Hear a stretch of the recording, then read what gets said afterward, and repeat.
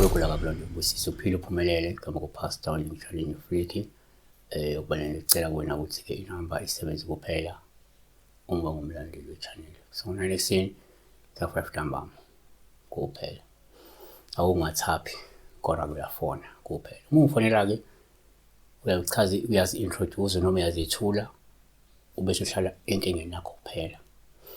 Ngiyaye ngakuthokozeli ukuthi umuntu engimfonele eloku engibuza igama, engibuze okuningi, unless into osuke uyifonele ukubuza okunye. Introduce yourself and ask whatever that you want to know about. Yabo? Phela. Uma kungenzeka ube nethuba lomsebenzi olibonayo noma wena udinga umuntu ongakulekelela, ngicela ukuthi unomuntu onomsebenzi. Hlokoza shaya ukuthi amen pastor, mina ngiphupheke ngenyuka itebhisi nenye insizwa esihlobo sami uthe uma sesiphakade nendawo engezwa nginokwesaba ngibona kukude phansi ngehla ahlehla noma ngihamba naye waqhubeka. Yayibona-ke le nto le ukuthi imbi kanjani iphupho leli libi ngoba ukukhuphuka kukhomba impumelelo, ukukhuphuka kukhomba inqubekela phambili, ukukhuphuka kukhomba ipromotion, ukukhuphuka kukhomba ukuphakama empilweni, kukhomba ukuvelela. Futhi ngabe spiritual ngokamoya umuntu kamoya into zakho ziyaqhubeka ziyaprogressa, isithunya siyaphakamile ziyaphakama yonke into oyenzayo.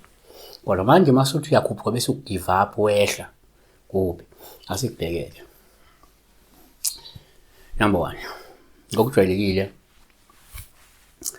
uma uphupha itebhisi upha ulubu uma uwehla ngetebhisi lusho ukuthi kungenzeka uzophonza ithawula, uzogive up, uzoyeka ukuqhubeka nohlelo lwakho noma-ke nemiklamo yakho njengamanje.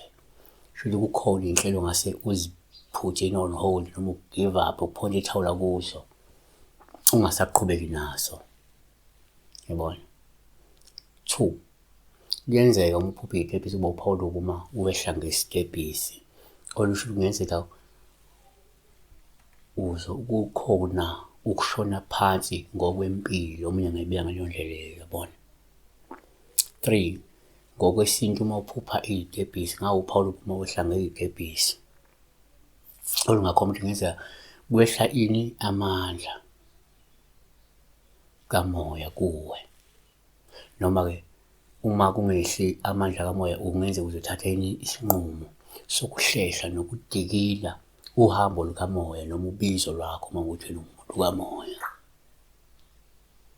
Okay, 4, kwesinye isikhathi uma uphupha itebhisi upha ulubu oluhle uma wehla ngezitebhisi olungasho ukuthi kungenzeka uyakhona ukuthi usuluphothulile uhambo lwakho uma ukade unohambo, yabo, olulindelekile. Yabo?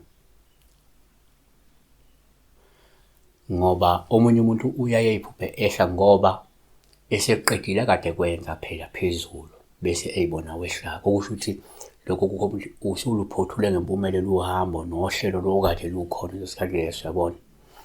Noma kungenzeka uzoshenqa nje ngokusithandela esihlalweni esithile, emklameni othile noma into ethile. Yabona? Voluntary. Yabona? Siyabonga besibheka ukwehla ngetebhisi esikhathini esiningi kuyinto embi.